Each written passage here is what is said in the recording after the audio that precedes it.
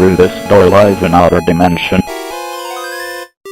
One of beeps, one of boops. A reality where 8-bit and HD clash. This is the point where new and retro meet. The 6.5 dimension, protected by the arcade overlord. You have crossed into the turbo zone.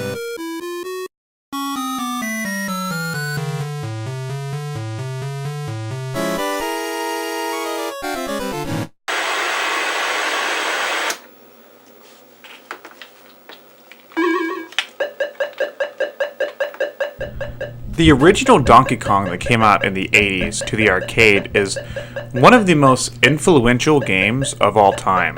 It was the first time that a big budget game like that really tried to push a platforming element, which we all know where that led to the slew of platformers at a time where most games were spaceship themed or Pac-Man. Not only is that important, but it also really pushed the story element. It wasn't the first game to really have a story, but it was the first game to really have the story be integrated with the gameplay. Because you played as Jumpman, and Jumpman has to save Pauline from Donkey Kong by jumping up the, jumping up the levels and saving her. That's the basic, gist of the game. So the whole game is wrapped around the story. It was really revolutionary for the time, and it's one of the many reasons why Nintendo propelled into what they are today, where they're this big gaming corporation and stuff. But back in the day, whenever this game was released, Nintendo wasn't what they are today. They didn't have a home console. They didn't have the resources that they do today. So whenever Donkey Kong came to console, it had to come to third parties, like the Atari 2600.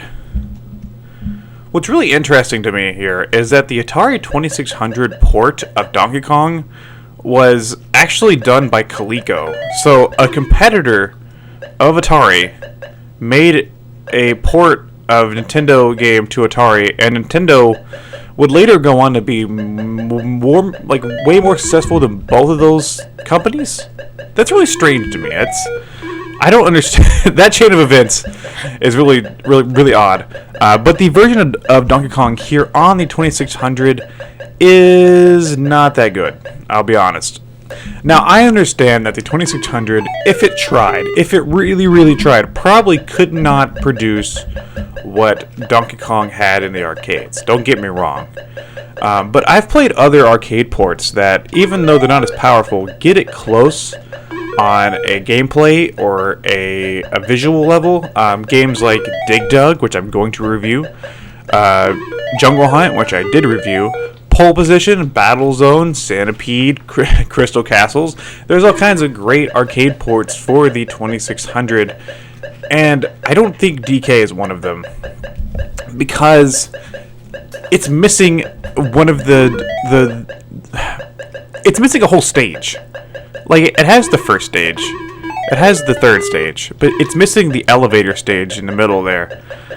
And that really bothers me, because with that stage taken out, the game feels kind of hollow, because you just play the iconic first stage with the slopes, and then you go to the third stage, and then you go back to the first stage. It's just 1 2 1 2 1 2 over and over and over, and I don't know.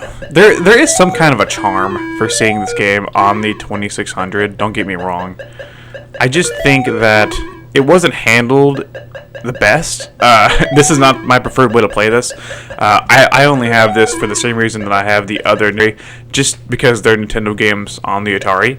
But playing it is a whole nother story. Now, as far as the controls, they aren't terrible. I have had a few times to where I've gotten like the power-up hammer, and I go to hit one of the fire guys, and I still die for some reason, even though I have the hammer. That's kind of backwards. And Donkey Kong is naked. Like, he looks like Sasquatch. Like, he has no, I mean naked in the sense that, like, he doesn't even have, like, his stomach and tie and stuff. He's just brown. Like, he looks terrible. Pauline is blonde for some reason. I don't know why. Mario looks as good as Mario can look on the Atari, I guess. But yeah, it's just, even at the gameplay, it still feels a little stiff, and some things feel off. I don't know. I feel like this is a really sloppy port of this game.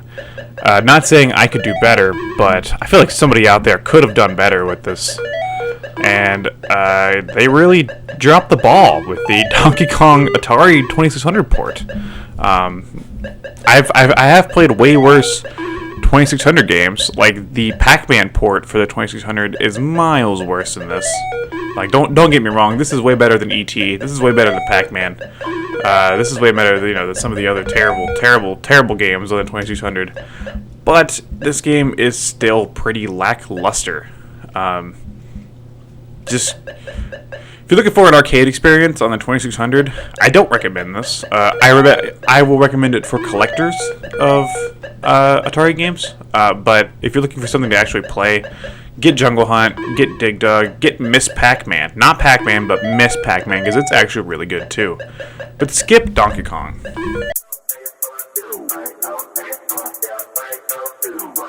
Hey geeks and gamers, TurboBot90013 here. Remember to subscribe to the Turbo Zone for more content. The Arcade Overlord, thank you. Stay retro. Turbo Zone.